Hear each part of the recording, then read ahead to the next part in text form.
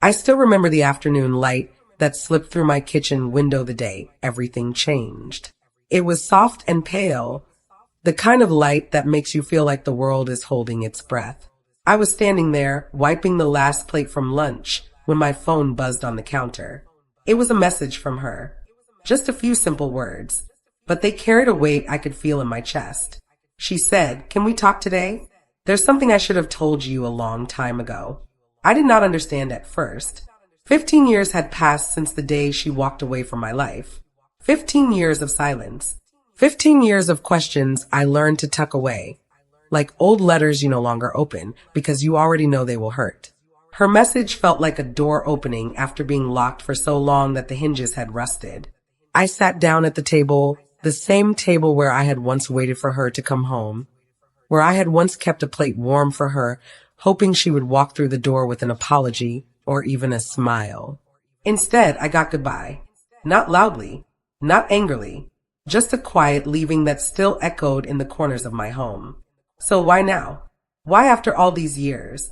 As I stared at her message, memories rose like dust in the sunlight, slow, drifting, painful.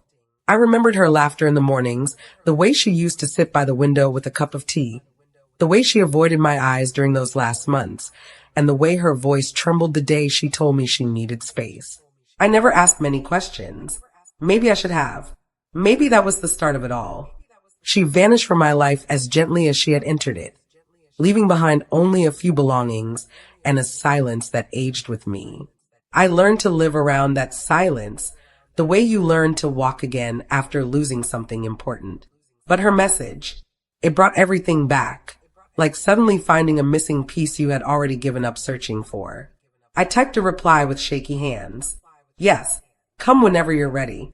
And as I waited, I realized something deep inside me had shifted.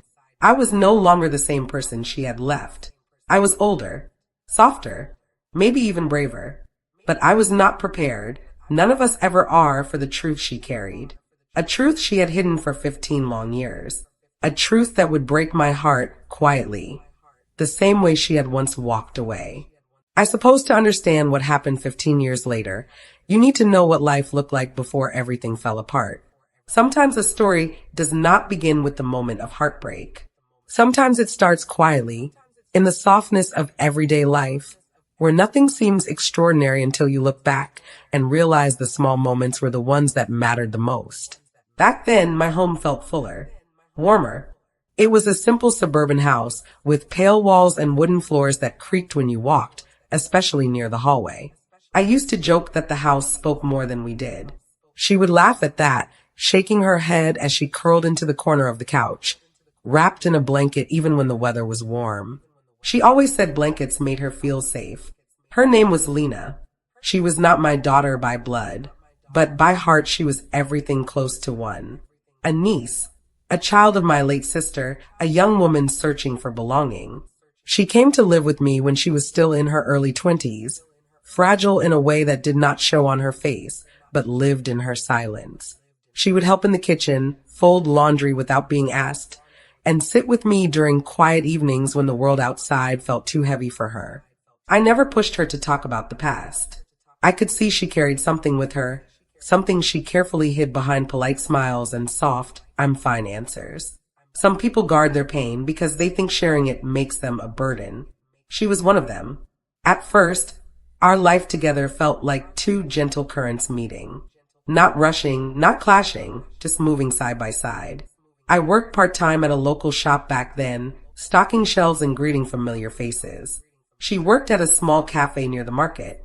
I would sometimes walk past just to see how she was doing, and each time I saw her tying her apron or wiping down a table, she always gave me that shy little smile that let me know she was all right. Evenings were my favorite. She would sit at the kitchen table, her hair tied loosely, and tell me tiny stories from her day. A child who spilled juice, a customer who left a big tip, a new pastry she tried baking. Nothing dramatic, nothing loud, just little pieces of life she was learning to appreciate. But every now and then, in the middle of a sentence, she would drift away, eyes fixed on the window like she was watching something only she could see. When I asked if she was all right, She always nodded too quickly. Looking back now, those were the cracks, the quiet warnings, the shadows of a truth hiding inside her. Still, our home was peaceful. We shared meals. We talked. We built routines. I grew to care for her the way a father might. She was gentle, hardworking, and respectful in all the ways that make living together easy. She kept the house tidy, made tea every night, and left little notes on the fridge reminding me to take my medication or to rest more on weekends. I kept those notes for years, but life has a way of shifting slowly before it breaks suddenly. About 2 years after she moved in, I noticed changes. They were small at first. She became more withdrawn. She stayed longer in her room, sometimes coming out with eyes that looked tired even after a full night's sleep. She stopped laughing as freely. She stopped sharing stories from work. Some nights, I even heard her pacing in the hallway at hours when the world should have been asleep. I tried to talk to her. I really did. Is something wrong, Lena? I asked one evening as she washed the dishes. She shook her head lightly. Just tired, she said. Tired from work? Tired from everything, she whispered, so softly I almost thought I imagined it. I wanted to reach out, but she stepped away before I could say more. Still, she stayed. She kept going, one careful day at a time. Then came the morning when everything changed, although at the time, I didn't know it. It was early spring. I had woken up to the sound of birds outside and the smell of fresh toast. Lena was in the kitchen, humming a tune I did not recognize. She looked brighter that day, almost like her old self. She handed me a cup of tea and said she had a long shift ahead. I remember telling her, "Don't overwork yourself." And she smiled. "I'll be fine," she said. That was the last morning I saw her the way she was before the silence. That evening, she didn't come home. Not that night. Not the next. Not the week after. At first, I thought she was staying at a friend's place. When I called the cafe, they told me she hadn't shown up all week. My heart tightened. I contacted the police. They made a report but told me sometimes young people leave suddenly. They told me to wait. I waited. Hours turned to days. Days turned into a dreadful month, until I found a small envelope tucked under my front door. My name written on it in her handwriting. My hands trembled as I opened it, only to find a short note. "Please don't look for me. It's better this way. I'm sorry." No explanation. No reason. No closure. Just silence. I kept that note for 15 years, tucked inside a drawer I almost never opened. Every birthday, every holiday, every quiet night, I wondered what I had done wrong, what I had missed, what I had failed to see. I didn't know the truth back then. I didn't know the truth when birthdays passed without a call. I didn't know the truth when years crept by and my house grew quieter, colder. I didn't know that what she hid was not anger, not betrayal, not rejection. It was something far heavier, far more painful, something she thought she had to carry alone. And those 15 years of silence were built on that one secret. The secret she was coming to tell me now. I did not sleep the night before she came. I lay awake listening to the quiet hum of the refrigerator, the ticking of the old clock hanging above the doorway, and the soft rustle of the curtains every time a breeze slipped through the window. It felt almost unreal, knowing that after 15 years of silence, she was finally coming back to the same home she once slipped away from without a sound. I kept wondering what she would look like. Would she still have that gentle way of lowering her eyes when she felt shy? Would her hair still fall across her shoulders the same way? Would she smile? Or would she avoid my gaze the way she did in those last weeks? Morning came softly, with pale sunlight spreading across the floor. I prepared tea out of habit, though I knew she might not even want it. My hands trembled a little as I set out 2 cups on the table. The steam from the pot rose slowly, like a whisper in the air. Around noon, I heard a faint knock. Not loud, not hurried, just a gentle tap, then another. I froze. For a moment, I felt younger, like the years between us had folded into nothing. With a deep breath, I walked toward the door.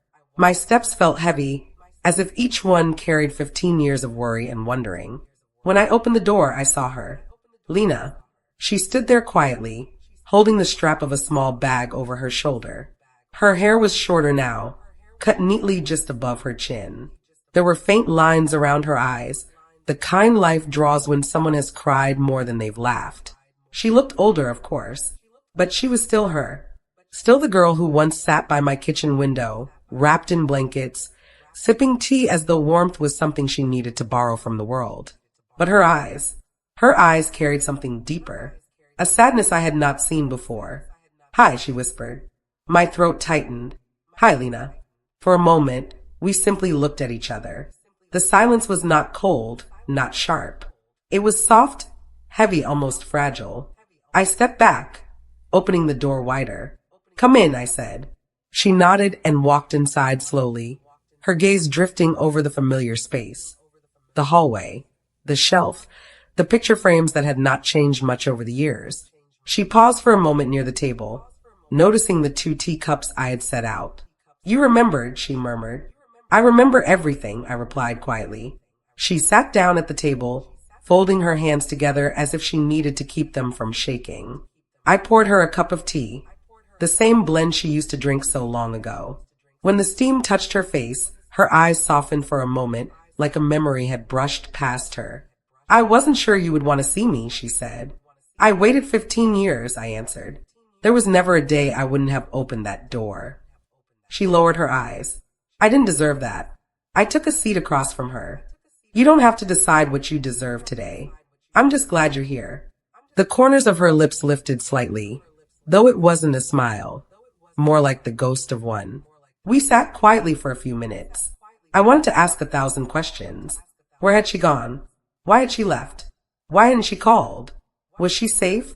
Did she have anyone? But I kept my voice steady. "You said there was something you needed to tell me," I said gently. She nodded slowly. "Yes, something I should have told you back then." Her voice trembled a little. She touched the rim of her cup with her fingertips, tracing it slowly as if gathering courage with each small movement. "I didn't leave because I wanted to," she said. "I left because I thought it would protect you." I frowned. "Protect me from what?" She inhaled shakily. "From the truth. The truth about who I was and what I was running from." The room suddenly felt still. Even the faint noise from outside seemed to disappear. I leaned in slightly, but I didn't speak. I could tell she needed time. She looked around the kitchen again, her eyes lingering on the small photo frame near the counter. The one with my sister smiling, her arm around a much younger Lena. She reached for it, but didn't touch it. Her fingers hovered just above the picture, trembling. "I was so scared back then," she whispered. "Scared of the past finding me. Scared of you knowing what I carried. Scared that if I stayed, something terrible would happen. To you." My heart tightened. "Lena, nothing you could have told me would have made me turn away from you." A tear slipped down her cheek.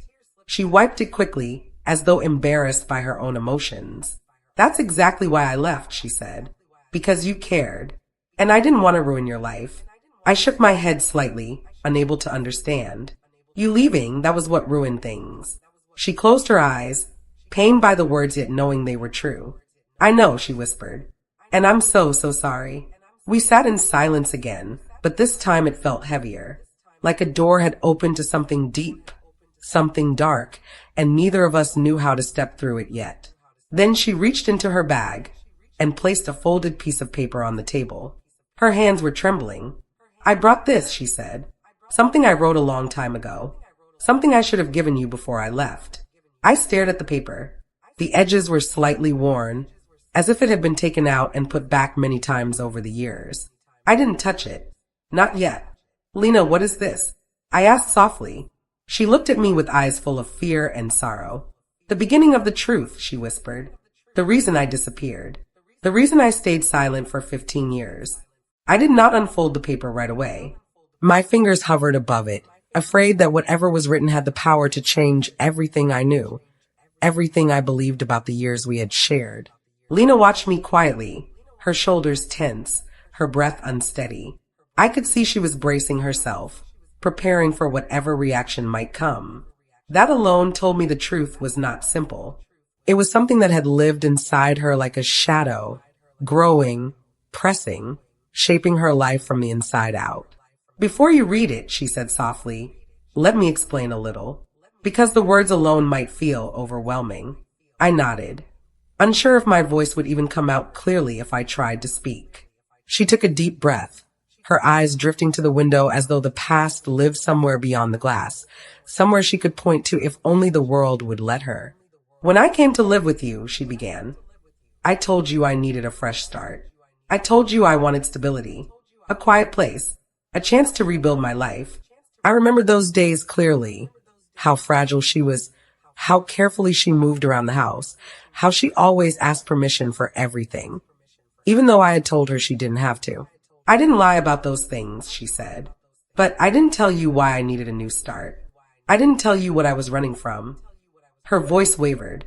I was terrified, she whispered, terrified that if I spoke the truth, you would look at me differently, that you would feel responsible for me in a way no one should have to. I shook my head gently. Taking care of you was never a burden. She gave a sad smile. I know. That's what made it harder. You loved me with a kind of kindness I wasn't used to, a kind of safety I didn't trust at first. And by the time I began to trust it, it was too late. She paused, her hands curling slightly on the table. I had already hidden the truth. I took a slow breath, trying to steady myself. Lena, what truth? She looked at the folded paper between us. That, she said, is the letter I wrote the night before I left. I couldn't bring myself to give it to you, so I carried it with me year after year. I thought that one day I might be brave enough to return it, to face you, to explain. Her voice broke slightly, but I never found that courage until now. My heart ached for her. 15 years was a long time to carry anything alone, especially fear. Can I read it? I asked gently. She nodded. With careful fingers, I unfolded the paper. The handwriting was her old script, neat but slightly shaky. At first, I only saw the opening lines. I'm leaving because staying here might put you in danger. Not because of anything you did, because of something I cannot escape. I looked up at her, confused and worried. Danger? Lena, what does that mean? She closed her eyes for a moment. It means someone was looking for me. Someone I didn't want near you. A chill moved through me. Who? I whispered. Her voice was barely audible. My father. Silence fell heavy and dense between us. I had never met her father. I knew of him only from the few things my sister had mentioned years ago. Enough to know he had not been a gentle man. But Lena, she had never spoken of him directly. He found me once before, she said, when I was 19, and I thought he would never let me go again. So I ran. I kept running until I reached you. You were the only person I trusted even a little. But I didn't want to bring him into your life. She looked at her hands. He was persistent. He had ways of tracking people. I don't know how. I don't know why he wanted to find me after all those years. But I was scared. Really scared. I swallowed hard. Lena, why didn't you tell me? She looked up, her eyes filled with tears that had not yet fallen. Because I knew you. I knew that if I told you, you would try to protect me. You would open your door, even to danger. You would put yourself at risk without a second thought. She wiped the corner of her eye, and I couldn't live with that. I couldn't let him hurt you. I couldn't let my past reach into your life and destroy the only place that ever felt like home. I felt my throat tighten. So you left to protect me? She nodded silently. But all those years, I whispered, I thought I had done something wrong. You did nothing wrong, she said quickly, firmly. Not once. You were the only good thing I had. You were the only safe place I found. And that scared me too, because I didn't know how to stay somewhere safe. Her words broke something inside me, not sharply, but softly, like a slow cracking of something old and fragile. I looked down at the letter again, reading the next lines. If I stay, he will come, and I will lose you. I would rather disappear than let harm touch your life. I took a shaky breath. Did he come? Did he find you? She shook her head. No, I disappeared well enough. I changed cities, changed my name for a while, took jobs that didn't require paperwork, kept moving. For almost a year, I lived out of a suitcase. After that, life became a blur. I kept thinking he might show up, that he might drag me back, that he would hurt anyone who stood between us. Her voice trembled, but he never came. He died a few years later. I learned that from a relative who tracked me down eventually. I frowned. A relative? A cousin? Someone who had always been kinder. She found me online after years of searching. She told me he was gone, that I could stop running. She let out a shaky breath. But by then, I had already run so far. I didn't know how to go back. I didn't know how to return to you after causing you that kind of pain. I imagined your disappointment, your anger. I imagined you closing the door. And that terrified me more than anything. I shook my head slowly. Lena, I never would have closed the door. She gave a fragile smile. I know that now, but I didn't know it then. Fear changes the way you see the world. She looked around the room again, this time as though searching for the missing years. 15 years, she said softly. I wasted so much time being afraid of the wrong things. I reached across the table and placed my hand over hers. Her fingers tensed, then relaxed slightly. You're here now, I said. That's what matters. Her eyes filled again. I came back because I couldn't carry this anymore. And because, she hesitated, because you deserve to know the whole truth. Not just why I left, but why I couldn't return sooner, even after he was gone. She exhaled slowly, gathering courage. There is still something I haven't told you, she whispered.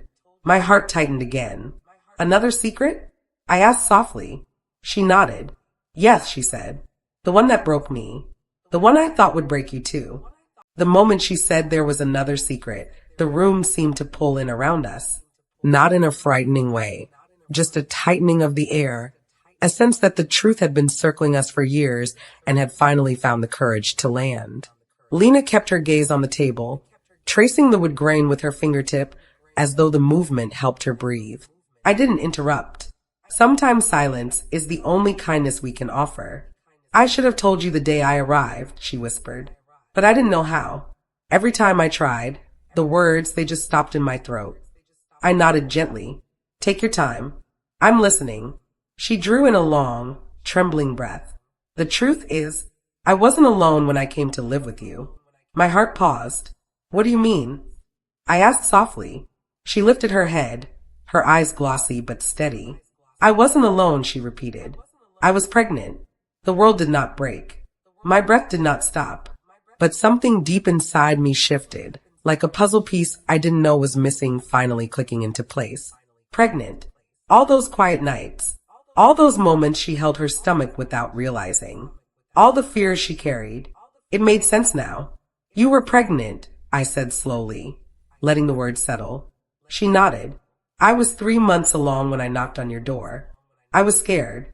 I was ashamed. I felt like my life was falling apart faster than I could gather the pieces. And I didn't want you to think I was irresponsible, or weak, or that I had made too many mistakes. My voice softened. Lena, you were never a burden. Not then, not now. Tears slipped down her cheeks this time, not in a rush, but like each one had waited years to fall. I wanted to tell you, she said. Every day I told myself I would, but I couldn't. I was 18, terrified and alone. And I thought maybe if I stayed quiet long enough, maybe if I worked hard and saved enough, I could raise the baby on my own. Maybe I could be strong enough. She looked down again, shoulders trembling. But life doesn't work like that. I was too scared to stay, too scared to leave, and too scared to tell you the truth. I reached out my hand, but I did not touch her. I let it rest on the table between us, offering closeness without pressure. What happened, Lena? I asked gently. Where's the child? Her lips parted, her breath unsteady. That's the part I've carried the longest, she whispered. The part that still hurts every day. She wiped her tears with the back of her hand, but they kept falling. 15 years of pain had finally found their way out. When I left your house, I wasn't running only from my father. I was running from myself, from the fear that I would ruin your life the same way mine had been ruined. She closed her eyes, and when she spoke again, her voice was small, fragile. I went to a shelter.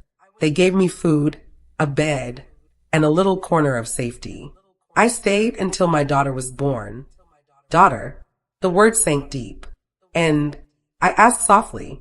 She pressed her hand against her chest, as if steadying the ache inside. She was beautiful, Lena whispered. Tiny, soft. She had the same little nose my mother used to have. I held her for hours after she was born. And for the first time in my life, I felt something warm, something hopeful. She paused, breath trembling. But I was 19, broke, alone, and still terrified her grandfather would find us.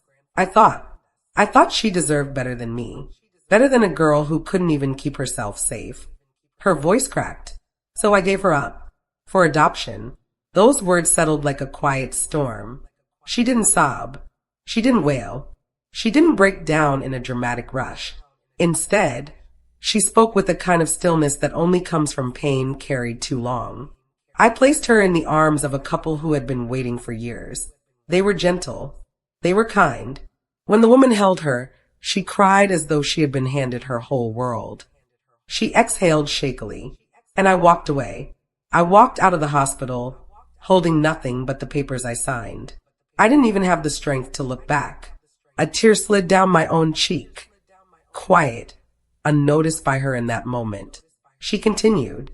I told myself I did the right thing, that she would have a better life, that she would be safe.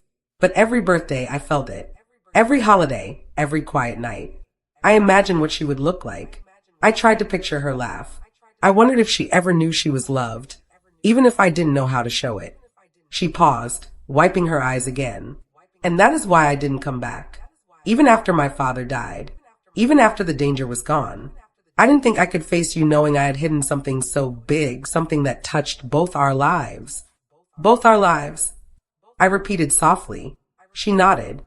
Yes, because she wasn't just my daughter. She was your sister's granddaughter, your family, and I took her away without giving you the chance to know her, to love her, to be part of her life. Her voice broke completely then. I am so sorry for that. I let the silence stretch for a moment, letting both our hearts absorb the weight of her confession. Then, very slowly, I asked the question that had been waiting quietly at the edge of my mind. Lena, why come back now? She lifted her eyes, full of fear and fragile hope. Because she found me, she whispered. My daughter. She found me. I could feel the weight of her words sitting on my chest. Not heavy like anger. Heavy like a truth finally reaching me after traveling a long, difficult road. Mary sat down across from me.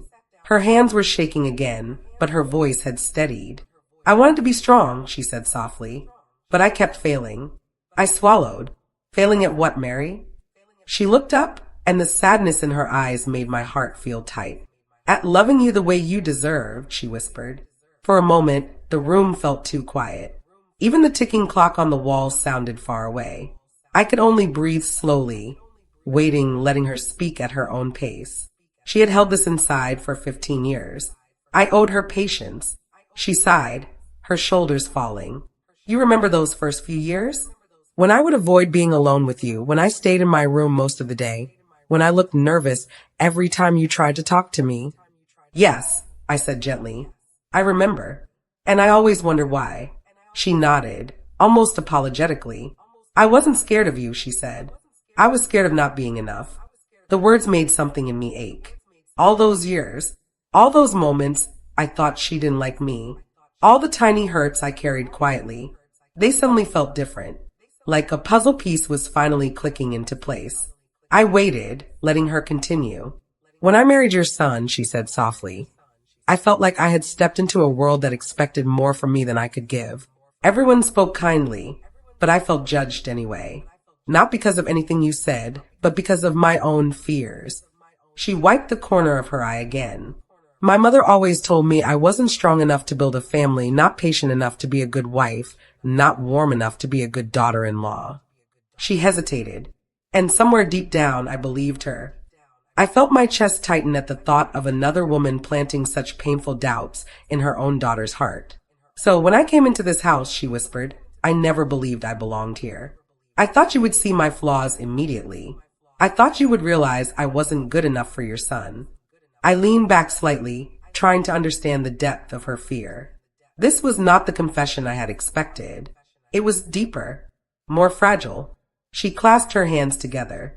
Every morning, she said, I woke up thinking, what mistake will I make today? What will she think of me? Will she be disappointed? And because of that fear, I kept pulling away. I stopped trying. I hid inside myself. I let insecurity guide every choice. I closed my eyes for a moment, letting her words settle. 15 years of distance, explained in a single confession. Mary, I said quietly, why didn't you tell me? She let out a small, shaky laugh. How could I? You were always so kind, it made me feel even worse. I didn't want to disappoint you. So instead of facing my fears, I avoided you. I thought staying quiet would be safer. I thought hiding my weakness would protect me. She sighed deeply, but it only made things worse. There was a pause, a long one, the kind that holds a lifetime of unspoken feelings. And then, she whispered, the pregnancy happened. My breath caught. This was the part one had been bracing myself for. She looked down again. When I lost the baby, I knew the family was sad. I knew your son was shattered. But I also knew what people would think. That maybe I had done something wrong. That maybe it was my fault. Her voice trembled. I thought you would blame me, even if you never said it. I felt tears gathering in my eyes, though I kept them from falling. Her pain was so raw, so honest, so much heavier than I ever guessed. I never blamed you, I whispered. Not once. She nodded, but she didn't look relieved. I know that now, she said. But back then, I couldn't believe it. I couldn't believe anyone would look at me and see strength or innocence or worth.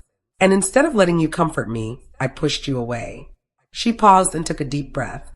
That loss stayed with me for years, she continued. And I kept waiting for the right moment to tell you about everything I felt, everything I feared, everything I misunderstood. But the longer I waited, the harder it became. And then one day, 15 years had passed. She looked up at me again. This time, her eyes didn't look scared. They looked tired and relieved and hopeful all at once. And yesterday, she said softly, when you tried to help me bring in the groceries and I froze, I realized something. I realized I couldn't carry this anymore. Not another year. Not another day. I sat very still, letting her words wash over me. This truth she carried for 15 years. This hidden wound. This fear she locked away. It wasn't against me. It wasn't born from anger or resentment. It was born from pain. She drew a long breath. That's why I came today, she said. Not to apologize. Not to make excuses. But to finally tell you the truth I should have shared a long time ago. I nodded slowly, my voice soft. I'm listening. She swallowed, then whispered the sentence that would stay with me forever. I didn't distance myself because I didn't love this family. I distanced myself because I didn't know how to love myself. A silence followed, a deep, gentle silence, the kind that changes something inside you. I felt my heart soften in a way I hadn't expected. My hurt didn't disappear, but it changed shape. It became something I could understand, something I could forgive. She stared down at her hands again, waiting, almost bracing herself for my response. But before I spoke, I reached forward and placed my hand slowly over hers. She gasped softly, surprised. Mary, I said, you have carried this for too long. Her lips trembled, and for the first time that morning, she let out a breath that sounded like relief. The turning point had come, not with anger, not with confrontation, not with accusations, but with truth and quiet courage. And the moment two women finally met each other without fear. For a long moment, neither of us spoke. My hand rested on hers, and I could feel how cold her fingers were. Not the kind of cold that comes from winter. The kind that comes from years of carrying a quiet, lonely burden. She looked at me with eyes that were red and trembling, as if part of her still didn't believe she deserved comfort. And I realized something then. Something simple. Something I should have seen long ago. She was not the same young woman who had walked into our home 15 years ago, but she was still hurting like one. I breathed in slowly. Mary, I said softly, I wish you had told me earlier. Not because I am upset, but because you suffered alone when you didn't have to. Her breath caught, and she blinked fast, trying to keep tears from falling. I didn't want anyone to worry about me, she whispered. I didn't want to be a burden. You were never a burden, I said. Never. She lowered her gaze again, and I felt her hand relax under mine for the first time that morning. It was a small thing, but sometimes healing starts with something small. I could sense how much she wanted to believe my words. and how much she still struggled inside. So I spoke slowly, gently, like I was trying to reach into the quiet spaces of her heart. All these years, I said, I thought you kept a distance from me because I had done something wrong. I thought maybe I spoke too much or asked too many questions or made you uncomfortable without meaning to. I paused, but now I understand. You were protecting yourself. You were trying to survive feelings that were too heavy to hold. She pressed a hand to her chest, as if my words touched something deep inside her. I hated that version of myself, she admitted. The frightened one. The insecure one. The one who never felt worthy of love. And I didn't want anyone to see her, especially not you. I shook my head gently. You hid the part of you that needed the most love. She inhaled shakily. I know. Her voice had softened now. Less tense, less guarded. It felt like the wall she had built over 15 years was slowly lowering. I spent so many years pretending to be fine, she whispered. Even after losing the baby, even when I was grieving, even when I felt like the world was slipping away beneath my feet. I kept pretending. I could hear the sadness in her voice, but also a quiet strength she might not have recognized in herself. Pretending is exhausting, I said gently. Yes, her voice cracked, but I didn't know how to stop. I nodded. I'm glad you're stopping now. She looked up at me, honest, vulnerable. And you don't hate me for it, she asked softly. I let out a slow, steady breath. Hate, I whispered. No, I feel sad for all the years we lost, but I don't hate you. If anything, I just want to understand you better. I want us to move forward without these shadows between us. She brought a hand to her mouth, as if her emotions were finally rising too fast to control. A soft sob slipped out, quiet but heavy. For the first time in 15 years, she didn't try to hide it. She cried, not loudly, not desperately, but like someone letting out a long-held breath. A breath they didn't know they had been holding. I stayed silent and let her cry. Sometimes words are not what a person needs. Sometimes they just need another heart close by. After a while, she wiped her cheeks with the back of her hand. I'm sorry, she murmured. You don't have to be sorry for feeling, I replied softly. She gave a tiny nod, then whispered, I want to heal. I want to change. But I don't know how to start. I smiled gently. Not a big smile, not a cheerful one. Just a small, warm curve that reached my eyes. We start by talking, I said. Just like this. Honestly. Patiently. One step at a time. She stared at me as if she had never expected such a simple, gentle answer. Then she whispered something that made my heart pull. I thought you would be angry, or disappointed, or hurt. I was hurt, I said quietly. Honesty mattered now more than ever. But I am also human. And when someone finally tells you what their heart has been holding, the hurt changes. It becomes something softer, something you can forgive. She closed her eyes, letting those words settle. And what about the past? She asked. All the years I kept pushing you away. I shook my head slowly. The past is heavy, Mary, but it doesn't have to control the years ahead of us. Her lips parted, and she drew in a slow breath. I want to do better, she said softly. I want us to have a real relationship, not something quiet and polite. Something warm. Something true. Then we will, I said simply. We will rebuild it together. A faint, hesitant smile touched her lips. Small, delicate, but real. She reached up and wiped her face again. Thank you, she whispered. For what? I asked. For not giving up on me. For listening. For still seeing something good in me. I took her hand again, more firmly this time. There is more good in you than you realize, I said. You just lost sight of it. She nodded slowly, like a person learning to breathe again. We sat there quietly for a moment, letting the room settle around us. The morning light came through the curtains, gentle and soft. Dust floated in the air like tiny flecks of gold, and for some reason, it felt like a small blessing, a sign that something was shifting between us. She breathed deeply, then said softly, There's something else I want to say. I gave her my full attention. I blame myself for losing the baby, she whispered. It took me years to say those words out loud, and I still feel like I failed everyone, especially your son. My heart squeezed. I moved a little closer. You didn't fail anyone, I said gently. You went through something no woman should go through alone. And you survived the grief the only way you knew how. That is not failure.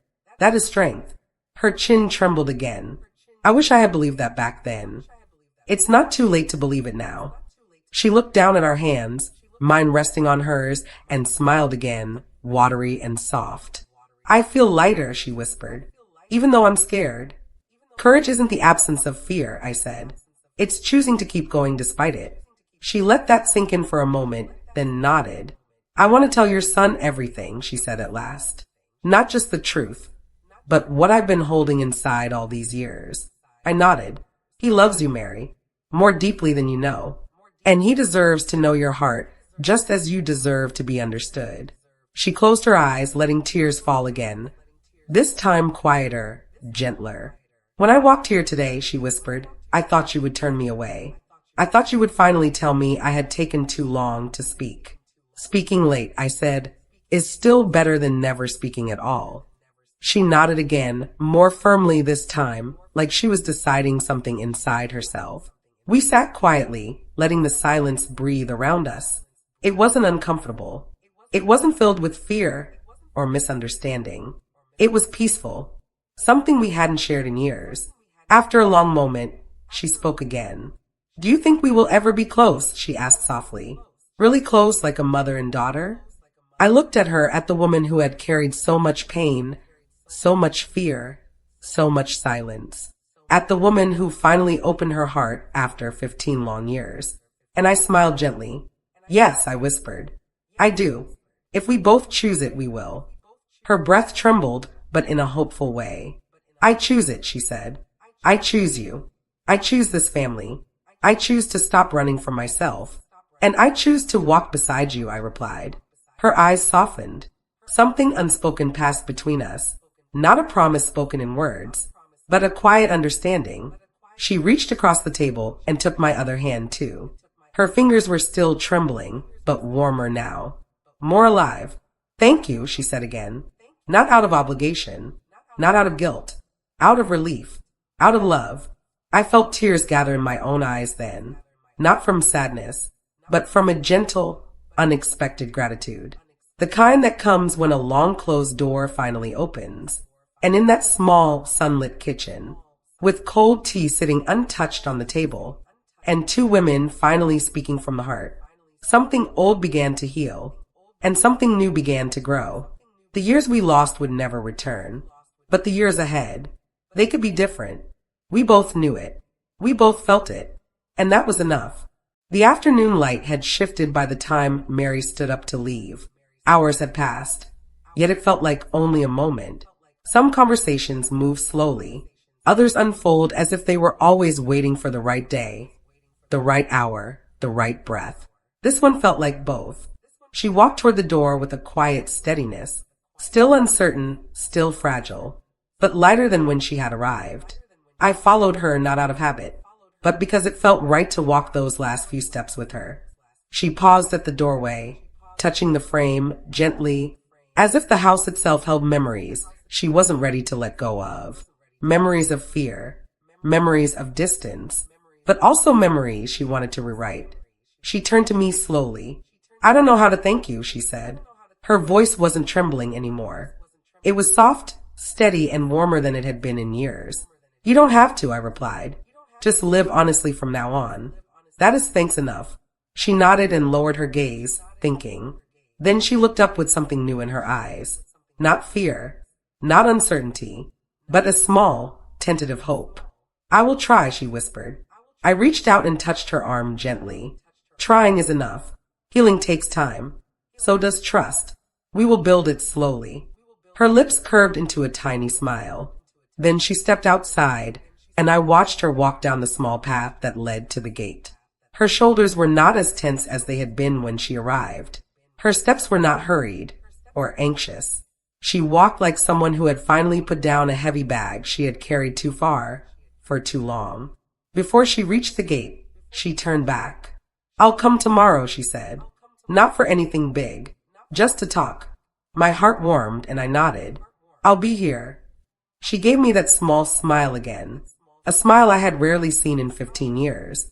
a smile I hoped I would see more often in the days to come. When she finally disappeared down the street, I closed the door gently and leaned against it for a moment, feeling everything settle inside me. There was no anger left, just a quiet peace and a soft ache, not from hurt, but from understanding.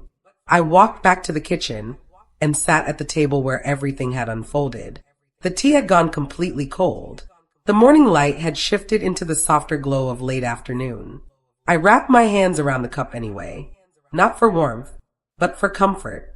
15 years, a long time to misunderstand someone, a long time to carry unspoken hurt, a long time to let silence build walls that should never have existed.